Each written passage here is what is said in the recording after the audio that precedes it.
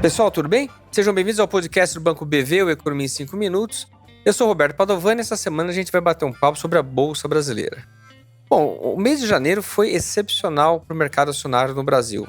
Eu não lembro da minha carreira ter visto um salto de 160 mil pontos, que era a média de dezembro, para os patamares atuais de 187 mil pontos, quase 27 mil pontos de alta. Isso é absolutamente incomum.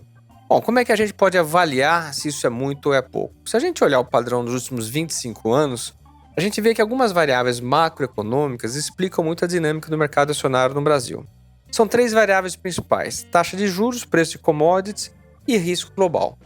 No caso da taxa de juros, é intuitivo supor que quando você corta a taxa de juros aqui dentro, as empresas passam a valer mais.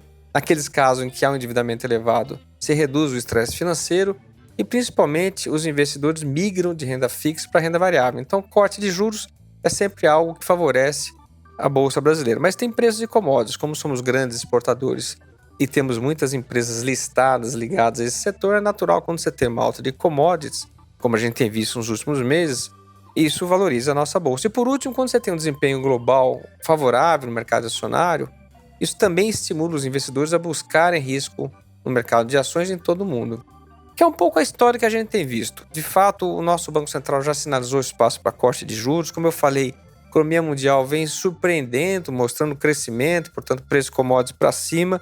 E a gente vê uma exuberância nos mercados acionários norte-americanos com a história da tecnologia. Agora, o curioso é que quando a gente usa essas 3 variáveis, taxa de juros, preço de commodities e risco global, para entender a dinâmica das últimas semanas, essas 3 variáveis não explicam o salto de quase 30 mil pontos. Tem que ter alguma coisa a mais. E o que o mercado está dizendo é que de fato tem alguma coisa a mais, que é uma postura diferente do investidor estrangeiro, que nas últimas semanas tem diversificado o seu portfólio. Em vez de concentrar todas as suas aplicações nos Estados Unidos, ele tem buscado mercados emergentes. E por que isso?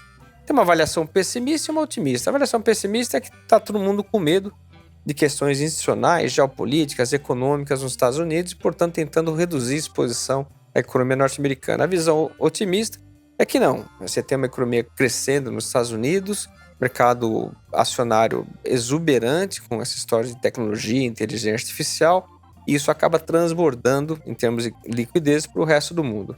Bom, seja qual for a história, o fato concreto é que essa postura de diversificação de riscos está fazendo com que o desempenho das bolsas nos mercados emergentes seja muito bom há várias semanas. No caso brasileiro, talvez a gente tenha tido um desempenho ainda melhor, porque a nossa bolsa estava barata e atrasada. Portanto, o que a gente teve agora em janeiro foi uma normalização se aproximando mais ao desempenho dos demais mercados emergentes. Bom, isso dito, a questão é saber, e a partir de agora, será que a gente continua com esse movimento de muita euforia?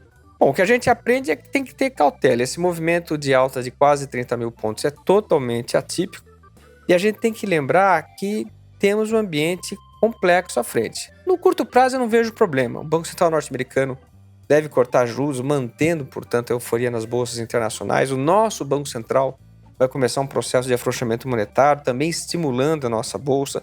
Como eu falei, os indicadores têm mostrado que a economia na Ásia, na Europa e nos Estados Unidos está se acelerando. Isso é bom para a demanda de commodities, portanto é bom para a nossa bolsa.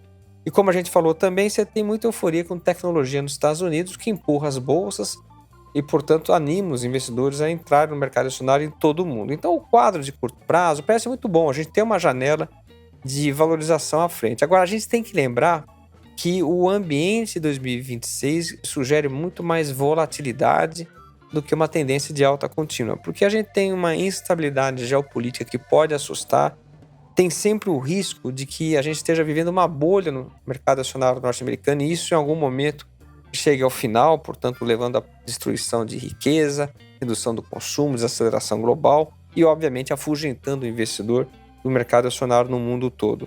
E aqui no Brasil, a gente tem também eleições, isso está conectado com o tema fiscal, portanto é uma incerteza grande. Então, mesmo que no curto prazo você tenha fatores para sustentar os patamares atuais e até avançar um pouco mais, a gente tem que lembrar que ao longo do ano a cara aparece muito mais de volatilidade.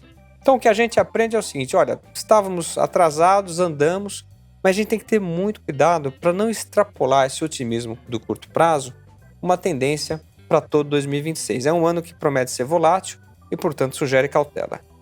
Bom, é isso. Nos falamos na próxima semana.